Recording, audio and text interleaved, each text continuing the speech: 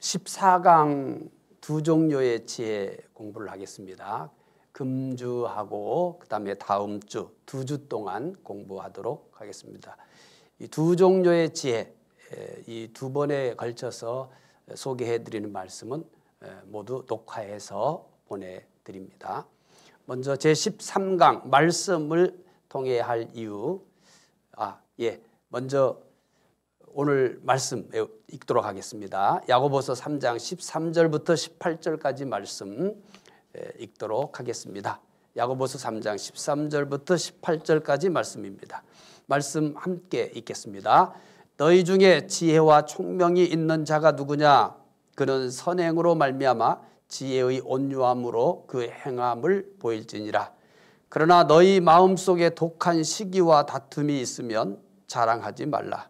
진리를 거슬러 거짓말하지 말라. 이러한 지혜는 위로부터 내려온 것이 아니요 땅 위의 것이요 정욕의 것이요 귀신의 것이니 시기와 다툼이 있는 곳에는 혼란과 모든 악한 일이 있음이라.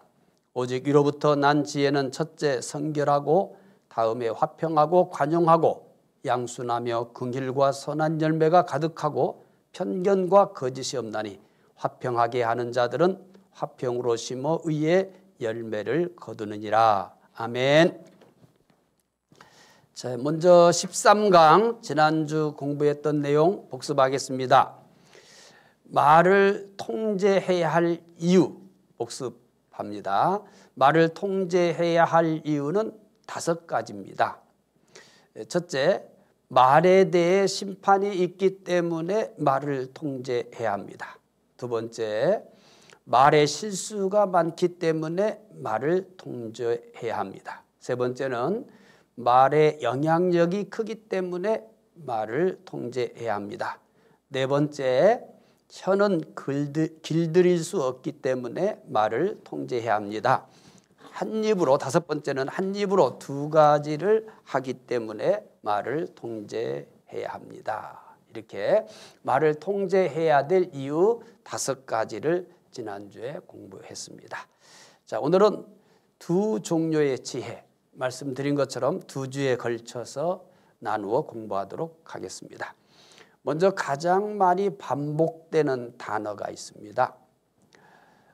우리가 야고보서 3장 13절부터 18절까지 말씀에서 가장 많이 반복되는 단어가 있는데 지혜 4번 반복됩니다. 13절에 2번, 15절, 17절 이렇게 4번에 걸쳐서 반복이 됩니다.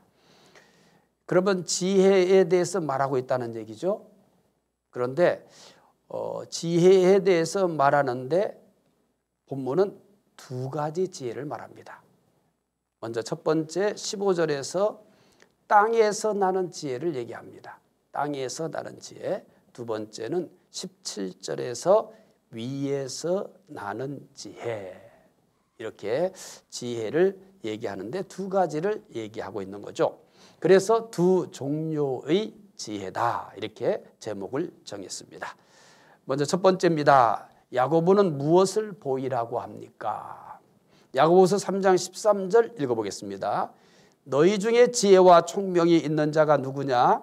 그는 선행으로 말미암아 지혜의 온유함으로 그 행함을 보일지니라. 다른 번역서들을 좀 확인해 보겠습니다. 그럼 내용을 조금 더 쉽게 이해할 수가 있습니다. 현대인의 성경입니다. 여러분 가운데 지혜롭고 총명한 사람이 누구입니까? 선한 생활로 그리고 지혜로운 겸손의 행위로 그것을 나타내십시오. 좀 내용이 더 쉬워졌죠? 여러분 가운데 지혜롭고 총명한 사람이 누구냐? 그러면 지혜롭고 총명한 사람이 누구냐? 그러면서 이런 얘기를 하죠. 선한 생활로 그리고 지혜로운 겸손의 행위로 그것을 나타내 보십시오. 여러분 가운데 지혜로운 사람이 누가 있습니까? 있다고요? 그렇다면 이런 얘기죠. 내용이 지혜로운 사람 있으세요? 있어요? 그러면 선한 생활과 겸손으로서 그 행위를 나타내 보십시오. 이런 내용입니다. 쉬운 성경 쉬운 성경을 통해서 확인해 보겠습니다. 여러분 가운데 참된 지혜가 있고 총명한 사람이 누굽니까? 그는 올바른 삶을 통해 겸손함으로 지혜를 보여야 할 것입니다. 같은 의미인데 조금 더 쉽죠. 여러분 가운데 지혜로운 사람이 있습니까? 그러면 올바른 삶을 통해서 겸손함으로, 올바른 삶과 겸손함으로 그 지혜를 보이십시오. 이렇게 얘기하는 거죠. 지혜와 총명이 있는 사람은 그 지혜를 선행과 온유한 행위로 보이라고 합니다. 그러니까 한마디로 얘기해서 이런 얘기죠. 야고보는 지혜가 있습니까? 지혜를 보이라. 지혜가 보입니까? 안 보이잖아요. 그런데 야고보는 여러분 지혜가 있습니까? 그러면 여러분의 지혜를 보여주십시오. 이렇게 얘기하고 있는 거죠. 야고보서 2장 18절 읽어보십시다. 야고보서 2장 18절입니다. 읽어보겠습니다. 어떤 사람은 말하기를 너는 믿음이 있고 나는 행함이 있으니 행함이 없는 내 믿음을 내게 보이라. 나는 행함으로 내 믿음을 내게 보이리라 하리라. 야고보는 믿음을 행위로 증명하라고 하고 2장 18절에서요. 지혜도 행위로 증명하라고 합니다. 신앙은 보이지 않는 마음의 문제죠. 신앙은 보이지 않는 마음의 문제예요. 그러나 마음에 있는 신앙이 행위를 통해서 그 실체를 증명합니다. 물론 마음에는 없는데 행동을 할 수는 있어요. 그것이 바로 바리새인과 서기관들이 보여준 위선입니다. 행동에는 위선이라는 위험이 있지만 그래도 마음에 있는 신앙은 반드시 행동으로 증명을 해야 합니다. 야고보서 1장 5절을 또 확인해 보겠습니다. 너희 중에 누구든지 지혜가 부족하거든 모든 사람에게 후히 주시고 꾸짖지 아니하시는 하나님께 구하라. 그리하면 주시리라. 이렇게 얘기합니다. 여기서도 어떤 얘기를 하냐면 지혜를 다시 언급합니다. 지금 우리는 어떤 얘기를 하고 있냐면 야고보서를 통해서 야고보는 무엇을 보이라고 했느냐라고 얘기하는데 일단은 지혜를 보이라고 하는 거죠. 지혜를. 근데 야고보서의 특징이 뭐냐면 오늘 지금 우리가 배우려고 하는 것은 지혜에 대한 얘기인데 당신이 지혜가 있습니까? 그러면 지혜를 보이세요. 야고보가 가지고 있는 특징이에요. 그래서 야고보는 이전에서 이미 우리가 들었던 얘기잖아요. 믿음이 있는가? 그러면 그 믿음을 증명하라. 뭘로 증명하라는 거고 행위로 증명하라. 이렇게 얘기를 하고 있는 거죠. 그러니까 야고보의 그래서 우리가 성경을 읽으면서 그 저자가 가지고 있는 특징 그것이 글을 쓰는 그런 형태에서 잘 드러나요. 그러니까 믿음에 대해서 얘기할 때는 믿음을 보여줘라. 믿음을 보여줘라. 근데 어떻게 보여줄 것이냐? 행위로 보여줘라. 이렇게 얘기했어요. 이제 지혜에 대한 얘기를 하면서 당신이 지혜가 있냐? 그러면 지혜를 한번 보여줘라. 이렇게 얘기를 하고 있는 거죠. 그래서 먼저 지식과 지혜의 차이점을 또다시 이미 얘기 한번 했었죠. 그래서 지식은 뭐냐? 어떤 사실을 아는 거예요. 지식은 어떤 사실을 아는 거예요. 그럼 지혜는 뭐냐? 지식을 통해서 안 사실을 종합하여 실제 생활에 적용하는 것입니다. 그래서 지혜를 상호관계 속에서 도리를 아는 것이다. 이렇게 상호관계 속에서 도리를 아는 것이다. 이렇게 얘기해. 지식은 어떤 사실을 아는 거고 지혜라는 것은 그 알고 있는 사실을 실제 생활에 적용하는 거죠. 실제 생활에 적용. 그러니까 아는 것과 실제 생활에 적용하는 것은 같은 것 같은데 많이 달라요. 자, 그러면 오늘은 두 가지 지혜가 있다고 그랬죠. 그래서 이것을 나눠서 소개한다고 그랬어요. 먼저 세상의 지혜에 대해서 살펴보도록 하겠습니다. 세상의 지혜입니다. 야고보서 3장 14절부터 16절 읽어보십시다. 그러나 너희 마음속에 독한 시기와 다툼이 있으면 자랑하지 말라. 진리를 거슬러 거짓말하지 말라. 이러한 지혜는 위로부터 내려온 것이 아니요 땅 위의 것이요 정욕의 것이요 귀신의 것이니 시기와 다툼이 있는 곳에는 혼란과 모든 악한 일이 있습니다. 자, 15절에 보시면은요 이렇게 설명해요. 15절 위로부터 내려온 것이 아니다. 이것은 뭐예요? 세상의 지혜예요. 세상의 지혜는 위로부터 내려온 게 아니다. 두 번째는 뭐라고 얘기합니까? 땅의 것이다. 세 번째는 뭐예요? 정욕의 것이다. 네 번째는 귀신의 것이다. 아주 충격적인 얘기입니다. 그래서 지혜는 똑같지 않다는 거예요. 오늘과 그다음 이제 다음 주에 배우는 이제 지혜에 대해서 잘 이해를 하시면은 이런 차이가 있구나. 그러니까 지혜를 그냥 포괄적으로 이렇게 얘기를 합니다만은 야고보는 이것을 구분한 거예요. 세상의 지혜가 있다. 그 세상의 지혜는 어떤 특징을 가지고 있냐? 이거 위로부터 내려온 게 아니다. 그리고요 땅의 것이다. 그리고 정욕의 것이다. 그리고 귀신의 것이다. 그리고 마지막 것이 가장 충격적이죠. 귀신의 것이다라는 거예요. 그러니까 그러니까 즉 세상의 지혜는 위로부터 내려온 게 아니고 땅의 것이고 정욕의 것이고 귀신의 것이다. 이렇게 얘기하고 있는 거죠. 세상의 지혜는 정욕의 것이요 귀신의 것입니다. 그러니까 우리가 잘 배워야 되겠죠. 그래서 세상, 정욕, 귀신은 믿는 자들의 3대 적입니다. 세상은 언제나 하나님 나라보다 세상만 바라보게 합니다. 이게 특징이에요. 다시 얘기할게요. 이 세상은 언제나 하나님 나라보다 세상에만 바라보게 만드는 거예요. 그러니까 세상의 지혜가 가지고 있는 특징이에요. 그래서 세상의 지혜는 하나님 나라보다는 어디를 바라보게 만든다? 예, 맞아요. 세상만 바라보게 만들어요. 그 다음에 이 세상의 지혜는 이 정욕은 영적인 것보다 육적인 것을 추구하게 만드는 거예요. 정욕은 영적인 것보다 육적인 것을 추구하게 만들어요.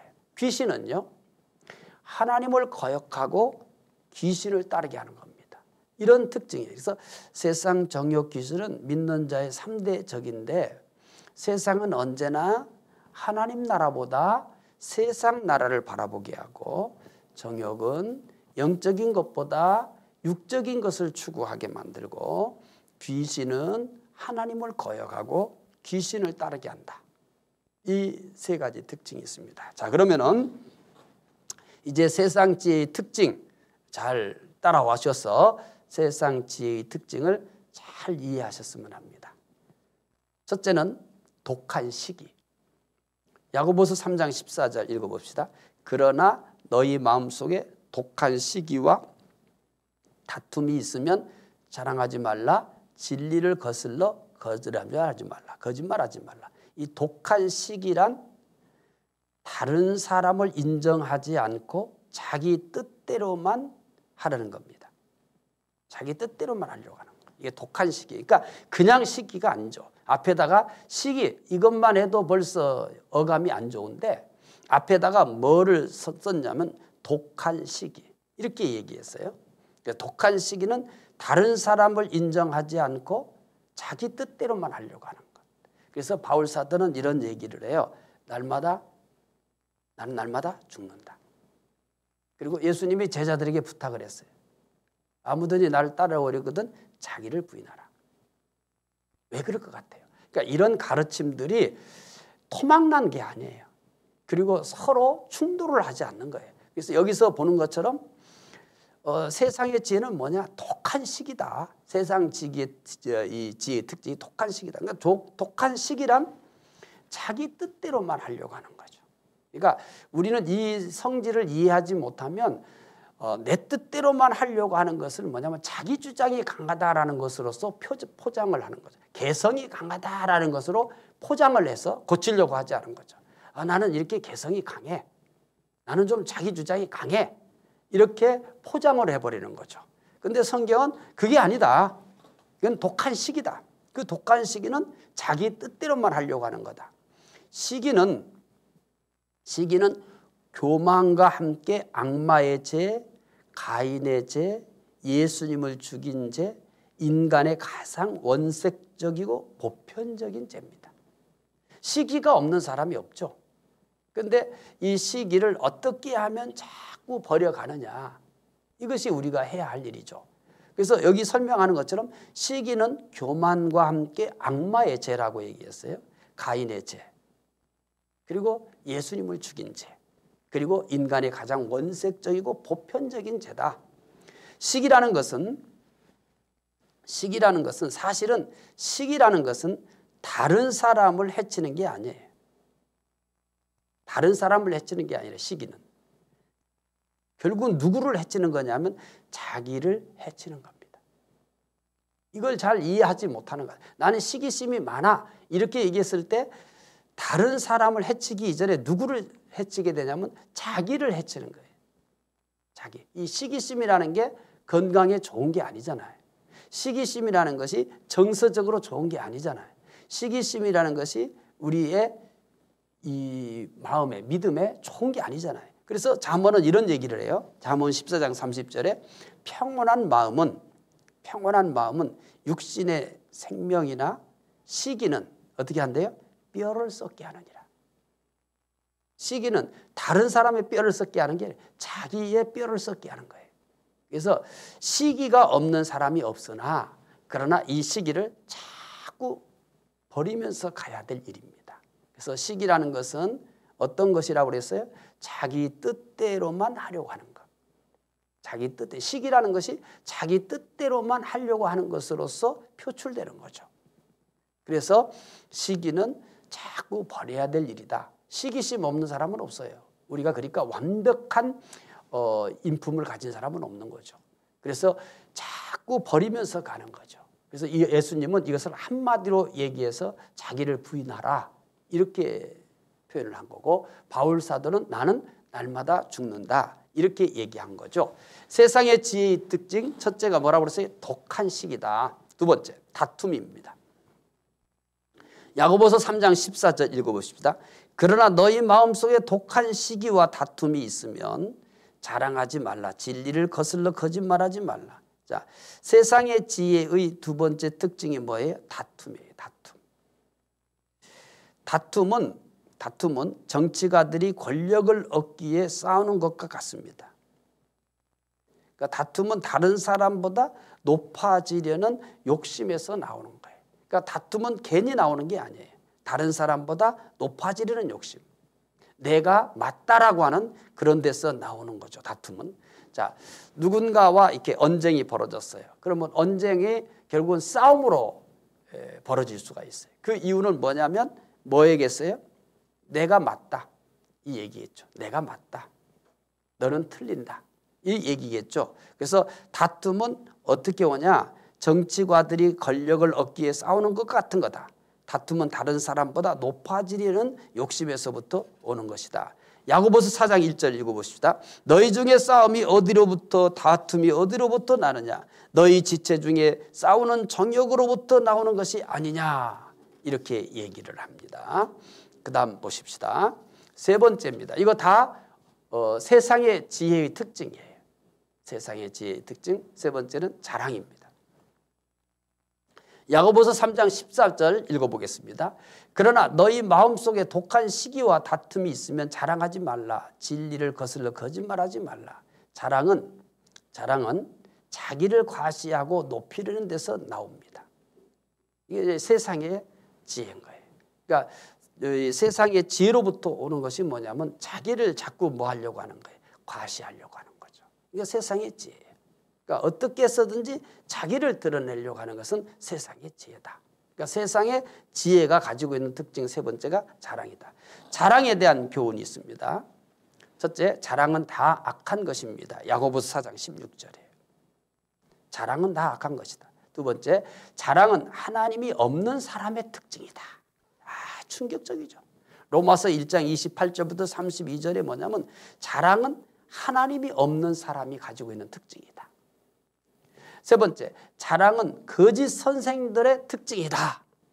네 번째, 자랑은 경건하지 않은 사람의 특징이다. 그러니까 우리는 자연스럽게 생각했잖아요. 그런데 성경은 자랑에 대해서 이렇게 다양하게 얘기를 하는 거예요. 자랑은 악한 거다. 다 악한 거다. 그다음에 자랑은 하나님이 없는 사람의 특징이다. 세 번째는 자랑은 거짓 선생들의 특징이다. 그리고 이걸 여러분 보시면 알겠지만 사이비 집단들일수록 뭘 굉장히 자랑합니까? 자기 교주나 자기 집단이죠. 그리고 네 번째는 자랑은 경건하지 않은 사람의 특징. 제가 시간을 가능하면 조절하려고 이렇게 핵심에 초점을 맞춰서 얘기를 하려고 노력을 해요. 제가 부연 설명을 하지 않고 핵심 내용만 전달하려고 노력을 하고 있는 상황이거든요. 그래도 여러분들이 이 중요한 사안들이니까 잘 정리했으면 해요. 이렇게 정리할 수 있는 시간이 그렇게 자주 오지는 않아요. 그러니까 자랑은 다 뭐한 거다? 악한 거다. 자랑은 하나님이 없는 사람의 특징이다. 이런 걸 여러분들이 더 이해하기 쉽도록 하기 위해서는 성경을 제가 이 표기해 놓은 성경을 찾아가지고 읽으면서 확인하면 좋겠습니다만, 그런데 그렇게 하게 되면 이 자랑에 대한 교훈 4가지만 해도 뭐 한 번 시간이 부족하죠. 그다음에 자랑은 거짓 선생들의 특징이다. 네 번째, 자랑은 경건하지 않은 사람의 특징이다. 자, 세 번째입니다. 거짓말입니다. 그러니까 세상의 지혜 중에 하나가 뭐냐면 거짓말인 거죠. 야고보서 3장 14절 읽어보십시다. 그러나 너희 마음속에 독한 시기와 다툼이 있으면 자랑하지 말라. 진리를 거슬러 거짓말하지 말라. 거짓은 자기를 숨기거나 사실을 숨기기 위해서 합니다. 그러니까 거짓은 왜 하느냐? 자기를 숨기거나 아니면 사실을 숨기기 위한 거죠. 잠언 6장 16절부터 19절을 읽어보십시다. 여호와께서 미워하시는 것 곧 그 마음에 싫어하시는 것이 67가지이니 곧 교만한 눈과 거짓된 여와 무죄한 자의 피를 흘리는 손과 악한 계교를 꾀하는 마음과 빨리 악으로 달려가는 발과 거짓을 말하는 망령된 증인과 및 형제 사이를 이간하는 자니라. 하나님께서 미워하는 것을 소개하면서 거짓은 2번 반복하죠. 17절에 한 번, 19절에 한 번. 하나님께서 17절에 거짓된 여와 19절에 거짓을 말하는 망령된 증인인 겁니다. 하나님께서 다른 어떤 것보다 거짓말을 싫어하신다는 의미예요. 왜 하나님은 거짓을 싫어하실까요? 마귀가 뭐기 때문입니까? 거짓의 아비이기 때문입니다. 자, 세상의 지혜의 특징 넷째가 뭐예요? 거짓말입니다. 자, 이제 세상의 지혜의 특징 4가지를 얘기했었죠. 그러면 이 세상의 지혜의 결과를 얘기합시다. 세상의 지혜의 결과입니다. 첫째, 세상의 그 지혜의 특징들을 쭉 우리가 나열을 했잖아요. 독한 시기, 그다음에 뭐예요? 다툼, 그다음에 자랑, 거짓말이에요. 그럼 이런 세상 지혜의 결과가 뭐냐? 첫 번째는 혼란이 옵니다. 야고보서 3장 16절 시기와 다툼이 있는 곳에는 혼란과 모든 악한 일이 있습니다. 첫째는 이 세상 지혜의 결과는 혼란입니다. 세상 지혜는 혼란을 가져옵니다. 초등학교 3학년 선생님이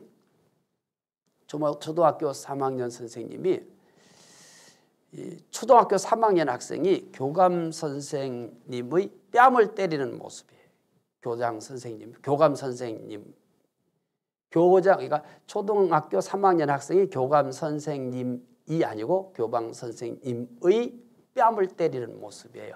여러분이 아마 이 뉴스를 통해서 보셨을 거예요. 그러니까 이 초등학교 3학년 학생이 교감 선생님 뺨을 때리는 모습인데, 이 교감 선생님 인터뷰 내용이 참 뭐냐면 안타까워요. 자, 손을 한번 보세요. 아이가 때려도 이 교감 선생님 손이 뒤에 가 있잖아요. 대응을 안 하잖아요. 대응을 안 하고 막고 있어요. 뒤로 교감 선생님은 아예 손을 뒤로 한 거죠. 지금 초등학교 3학년 학생이 교감 선생님 뺨을 때리는 거고, 이게 여러 대 맞았거든요. 그러니까 여러 대 맞으면 사람은 본능적으로 맞으면 반응을 보이잖아요. 방어를 하든지 손을 때리지 못하고 잡든지 할 텐데, 그런데 제가 이렇게 그걸 보면서 이렇게 하고 있었어요. 그 뒤에다가 손을 이렇게 때리려고 할 때 본능적으로 어떻게 해요, 손이? 그것도 초등학교 3학년이고 교감 선생님인데, 그리고 이 아이가 무단으로 교실을 이탈하려고 하는 거, 그래가지고 사고 나면 또 책임을 묻잖아요. 그러니까 무단으로 이 교무실, 자기 학습하는 교실을 이탈하려고 하는 것을 이제 막은 거죠. 그렇게 하면 안 된다고.